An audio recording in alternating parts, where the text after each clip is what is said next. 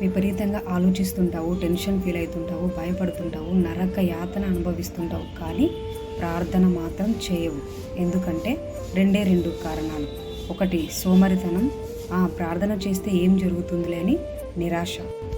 ఏం జరుగుతుంది? మోకాల నుండి మొరపెడితే కాకులు ఆహారాన్ని తెచ్చిపెట్టినాయి. మోకాల నుండి మొరపెడితే సముద్రం 2 పాయలైపోయింది. మోకాల నుండి మొరపెడితే సచ్చినోడు తిరిగి లేచినాడు. మోకాల నుండి మొరపెడితే ఎన్నో కార్యాలు జరిగినాయి. మోకాల నుండి మొరపెడితే ఆకాశం నుండి అగ్ని దిగి వచ్చింది. ఆది కాండం నుంచి ప్రకటన గ్రంథం దాకా మోకాళ్ళుంటేనే జరగాల్సినవన్నీ. సమయమందును అసమయమందును, అనుకూలతలోను ప్రతికూలతలోనూ మోకాల నుండి మొరపెట్టడం నేర్చుకోవాలి. మోకాల నుండి మొరపెట్టడం నిర్లక్ష్యం చేయకూడదు.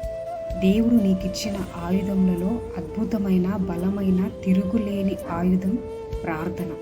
మార్కు సువార్త 11వ అధ్యాయము 24వ వచనంలో ఒక శ్రేష్టమైన మాట ఉంటుంది.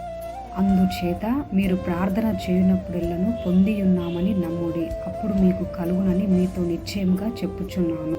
నీరు లేని మొక్క ఏ విధంగా వాడిపోతుందో, ఆయుధం లేని సైనికుడు ఏ విధంగా బలహీనమైపోతాడో, అదేవిధంగా మన జీవితంలో ప్రార్థన లేకపోతే మన జీవితాలు బలహీనమైపోతాయి.